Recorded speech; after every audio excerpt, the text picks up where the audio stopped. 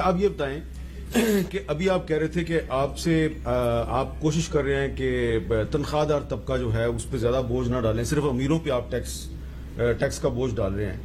لیکن یہ جو ہم نے آپ کا بجٹ دیکھا ہے، اس میں جو آپ نے ٹیکسوں کے جو سلیب بنائے ہیں مختلف کیٹیگریز میں، تو جو ایف بی آر کے جو فائلرز ہیں جو 21 لاکھ کے قریب ہیں، 2.1 ملین، گھوم پھر کے ایف بی آر انہی کے پیچھے جاتی ہے، اپنا ٹیکس نیٹ کیوں نہیں بڑھاتی؟ حالانکہ میری اطلاع کے مطابق 11 لاکھ نئے جو ٹیکس دہندگان ہیں ان کی لسٹ تیار ہے، لیکن ایف بی آر ان کو انکلوڈ نہیں کر رہی. اس کی کیا وجہ ہے؟ مجھے یہ 11 لاکھ کے کوئی لسٹ تیار ہے مجھے نہیں پتا ہے. میں آپ کو یہ بتاؤں کہ آپ ذرا نادرا سے چیک کر لیں. میں چیک کر لوں گا وہ کچھ. میں جو آپ کہہ رہے ہیں میں اس پہ آتا ہوں ایک منٹ.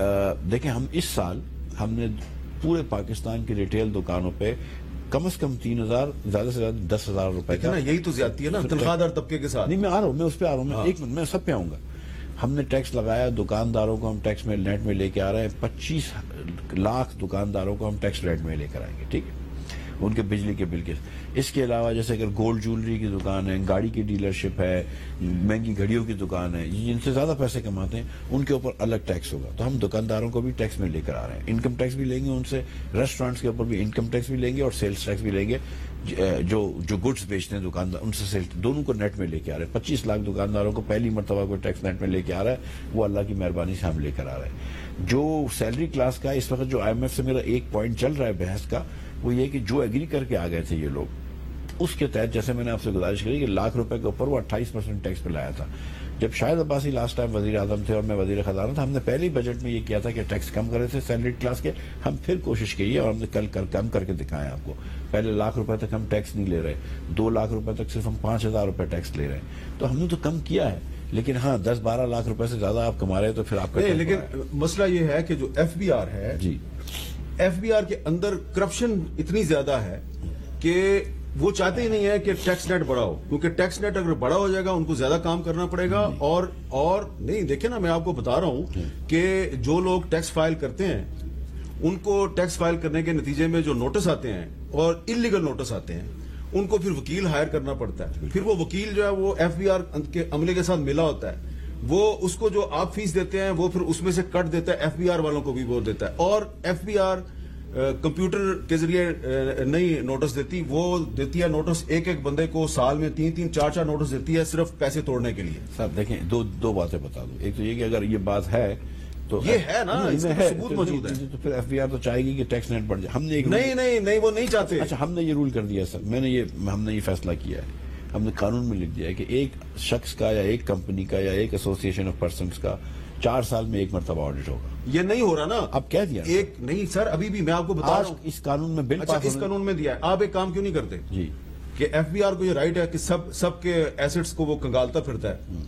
جو ایف بی آر کے افسران اور عملہ، نچلا عملہ بھی 5 سال سے زیادہ ایف بی آر میں کام کر چکا ہے، ان کے ایسٹس بھی چیک کریں آپ. یہ بائٹ آئیڈیا اچھا ہے آپ کا، یہ بھی دیکھ لیتے ہیں. اچھا صرف آپ کو اسلام آباد میں پتا چلے گا کہ کتنی جائیداد ہے لوگوں کے پاس. اور جو دوسری گزارش کری آپ نے، دوسری گزارش میں کرنا چاہتا ہوں، جو دوسرا آپ کا سوال تھا 11 لاکھ آدمیوں کا.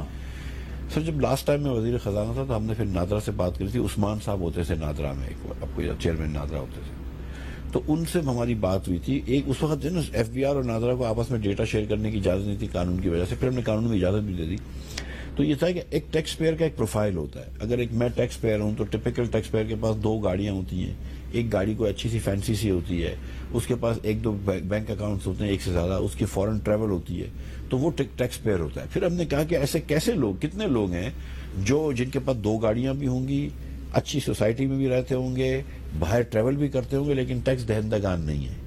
تو وہ ہم کو لگتا تھا کہ ادھر سے 25 لاکھ لوگ نکلیں گے، ہم ان کو نوٹسز بھیجیں گے تو ہم سمجھتے تھے کہ 8-10 لاکھ لوگوں کو ان میں سے لا سکیں گے ٹیکس نیٹ میں، اس سے زیادہ نہیں. لیکن ایسے لوگ 11 لاکھ لوگوں کی لسٹ نادرا کے پاس تیار ہے. یہ میں آپ کو خبر دے رہا ہوں. اگلے سال میں ان سب کو لے آؤں گا ٹیکس نیٹ میں، اگر میں آپ کو یقین دلا رہا ہوں. آپ طارق ملک صاحب ہے نا چیئرمین نادرا، بلا لیں ان کو، لسٹ ان کے پاس ہے، انہوں نے بنائی ہوئی ہے. اگلے سال سب کو ٹیکس نیٹ میں لے آؤں گا. چلیں اس سے یہ ہوگا کہ جو 21 لاکھ بیچارے قربانی کے بکرے ہیں جن کا قصور صرف یہ ہے کہ وہ. سر یہ بات درست نہیں ہے. میں آپ کو بتاؤں، یہ پاکستان کے اندر ہے نا سر، ہر آدمی ٹیکس دیتا ہے. میری گزارش سن لیجیے, بیچارہ جو چوکیدار ہے وہ بھی صابن نہیں، وہ دیتا ہے. وہ صابن خریدتا ہے, وہ بھی ٹیکس لیکن جو دیتا ہے. تنخواہ دار طبقہ ہے نہیں, تنخواہ دار تو بہت اس سے زیادہ کٹتا ہے نا. سر, تنخواہ دار طبقے کے لیے اگر کسی نے ٹیکس کسی نے کیا ہے تو میں بڑے فخر سے کہہ سکتا ہوں کہ مفتاح اسماعیل نے 2 مرتبہ کیا ہے.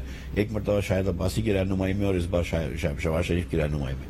میں نے تو کیا ہے, لیکن میں آپ کو یہ بتا رہا ہوں کہ یہ پاکستان کے اندر آپ پراپرٹی کے اوپر ٹیکس لیتے نہیں ہیں. جو امیر لوگوں کی ہوتی ہے اس پہ صرف 400-500 ارب روپے لیتے ہیں, لیکن کنزمپشن کے اوپر جو کہ ہر آدمی استعمال کرتا ہے, مطلب جو چائے کا کپ بھی پی رہا ہوتا ہے, چائے بھی خرید رہا ہوتا ہے ایک چوکیدار, تو اس کو بھی ٹیکس دینا پڑتا ہے.